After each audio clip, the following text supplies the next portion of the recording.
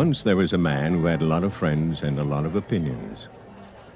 Sometimes he was right and sometimes he was wrong, but right or wrong, he was always very sure of himself. Sitting around one night with some friends, he talked about this and that, and it got to be quite late. It was midnight, and midnight is a time when people begin to think about ghouls and witches and ghosts. The man didn't believe in ghosts. He didn't think much of witches. He laughed at ghouls. He wasn't afraid of anything, especially anything that didn't exist. All right, his friend said, if you know so much, why not prove it?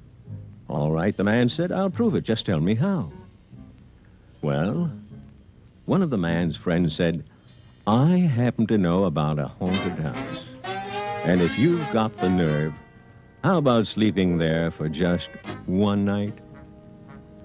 The man didn't even have to think about it. I will, he said. I will, and I'll prove to you that all this business about ghosts just isn't so. There was no sense in waiting.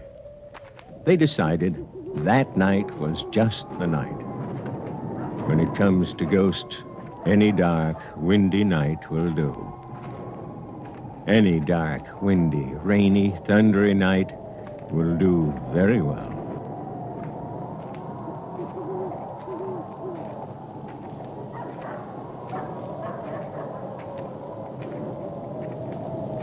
They brought the man to the house, an old, dark, tumbling down house.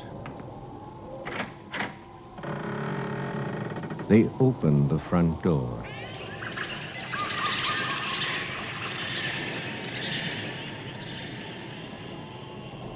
And they said, sleep well. Oh, he told them, I'll sleep very well, and I'll see you in the morning. We hope so, they told him, but they left him a pistol, just in case. The man took it with a smile. Guns are no good against ghosts, he said.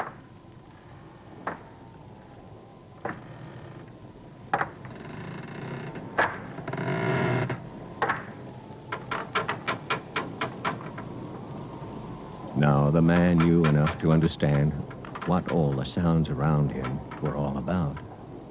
Wind and thunder, old boards creaking, shutters banging.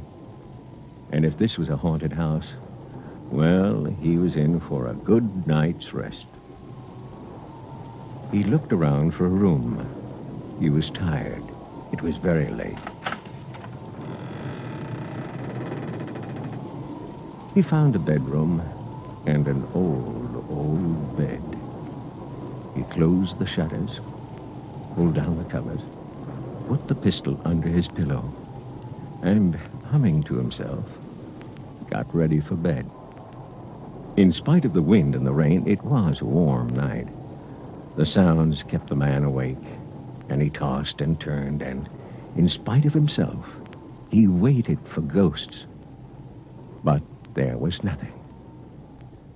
A storm passed, and the moon came out. The moonlight came in through the shutters. Too nice a night for ghosts, he thought. But was it? At the foot of the bed, shining in the moonlight, the man saw two eyes staring at him. They didn't move. They just kept looking. The man was very still. All he could see were those eyes staring.